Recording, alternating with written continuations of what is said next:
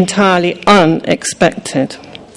But the point that I want to make is that it would seem to me that in terms of the ideas which have become part of the lingua franca of the West in the 20th and 21st century, it is Simone de Beauvoir's feminism which has the very much greater impact.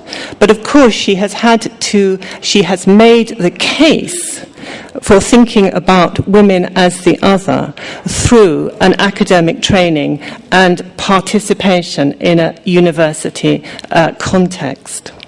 But what she represents, it seems to me, is precisely that kind of movement between places, which is one which we should continue to endorse and continue to accept, whilst keeping our minds constantly aware that, as I say, much of what we take for granted in our daily lives has not been made inside universities. It may have been regulated, it may have been ordered, it may have been thought through in universities, but is not necessarily inspired by it.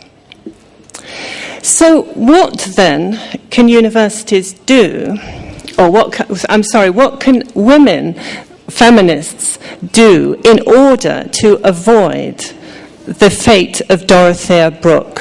Because Dorothea Brooke seems to me to have two fates. First of all, she is sobbing in Rome and very unhappy.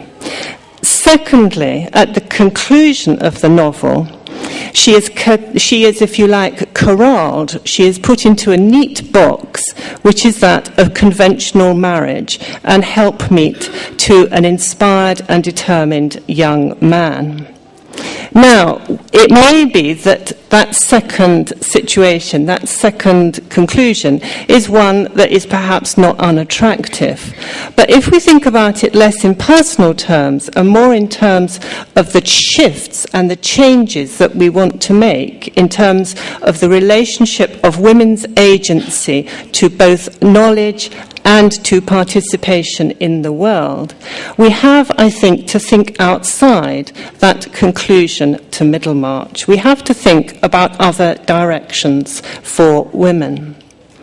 And what I would like to do in my final remarks is to suggest 4 ways in which we can perhaps avoid that final conclusion, or that final situation where Dorothea finds herself.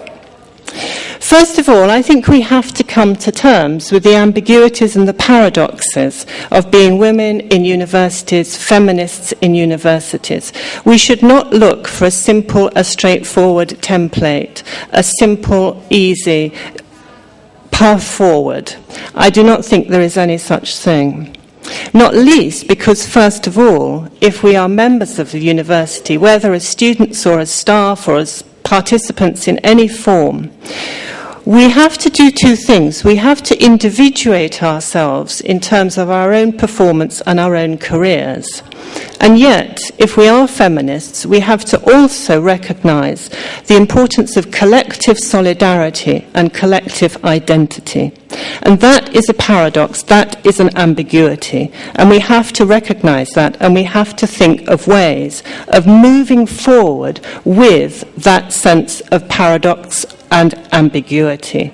We are not going to obviously give up the one of making a space for our own ideas, but at the same time, we have to recognise that if we want to take forward a feminist project, we have to do that in ways which cement, reinforce, and bring into being collective forms of identity and politics.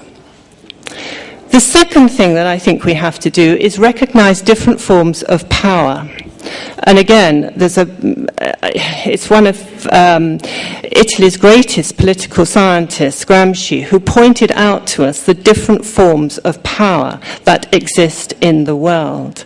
There is no such thing as a hegemonic power, a hegemonic intellectual or ideological order. We have to live with some versions of order that we might not like, but if we look at any kinds of detailed social history, of the history of politics, we find there are always spaces